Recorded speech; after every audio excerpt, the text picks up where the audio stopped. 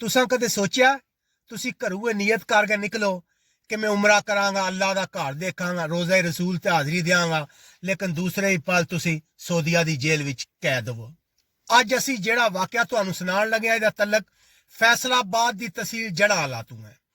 अबरार हुसैन नामी एक लड़के का कहना है कि रोज की तरह कम ते जा रहे सी, रास्ते च अपने इलाके का एक जमींदार मिलिया। उन्हें कहा कि यार मैं गरीब लोगों उमरा करांदा, सवाब कमांदा, अगर तेरी नज़र विच भी कोई लोग हैं तो दसी।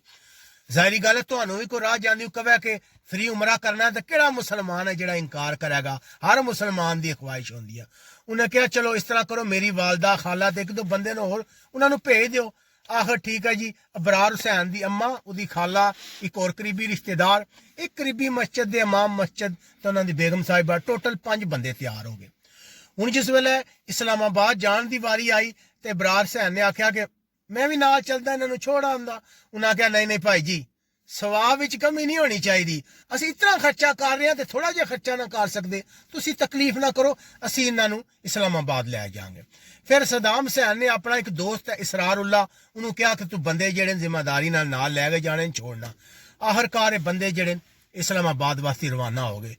उत्थे पहुंचते हैं, उस तो बाद जी अम्मा जी ने अपने पुत्र अबरार हुसैन नूं फोन मार देन, कहंदे कि पुत्र मैं खैर खरीयत नाल पहुंच गई हाँ, हुण असीं तू अग्गे दा सफर करांगे।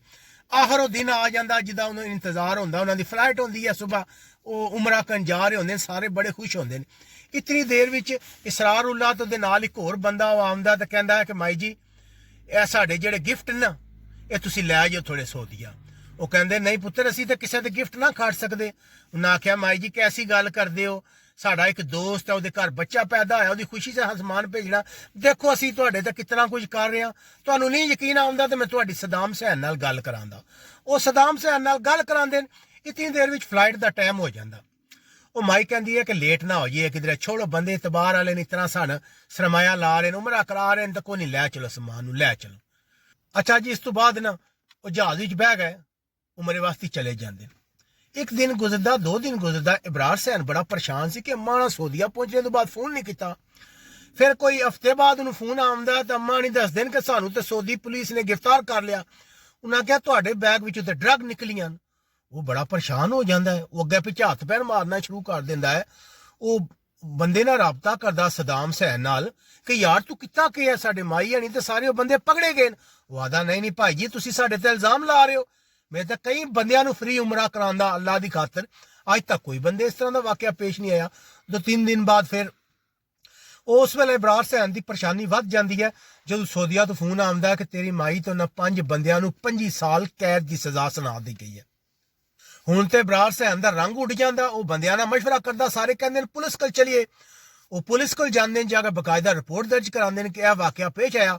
पुलिस जिहड़ी है तहकीकात दा दायरा वसी करदी है, खबर मीडिया च आउंदी है, दबाव पैदा, वो फौरी तौर पर सदाम हुसैन जिहड़ा उन्होंने हिरासत विच लै लैंदे ने। वो बाकी जिहड़े सदाम हुसैन दे घर वाले होंदे ने घर बार छड्ड के गायब हो जांदे ने। टोटल 2 बंदियां नूं हिरासत विच लिया गया, जिस तो बाद तहकीकात की गई कि आखिर जिहड़ी आइस है, कहंदे ने कि तकरीबन 5 किलो आइस सी, ड्रग सी, जिहड़ी वो जिहड़े तोहफे उन्होंने दिते गए सी, एक तो तोहफे की सूरत भी, दूसरे जिहड़े उन्होंने कहा कि तुहानूं असीं जुत्ती कपड़ा दे रहे, उन्हां विच भी प्रॉपर ड्रग रखी गई सी। उधर सऊदीया की अदालत ने उन्होंने 25 साल कैद की सजा सुनाई है। हुण पाकिस्तानी गौरमेंट हरकत विच आई है, उन्हां इत्थों जिहड़ा वो सारा नैटवर्क पकड़ लिया। उस तो बाद सदाम हुसैन जिहड़ा अजकल अदालत विच जिहड़ा उन्हें जमानत करा ली है, फिलहाल वो जमानत पुलिस ये साबित हो गया कि ये सारा ड्रग का कारोबार ये करते सी।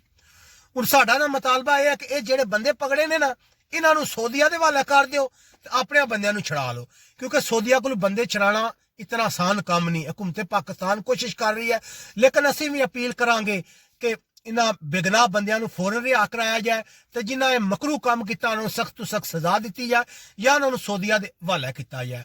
अगर तुसीं भी इस बारे च अपनी कोई राय देना चाहते हो तो सानूं अपने राय तों आगाह कर सकते हो।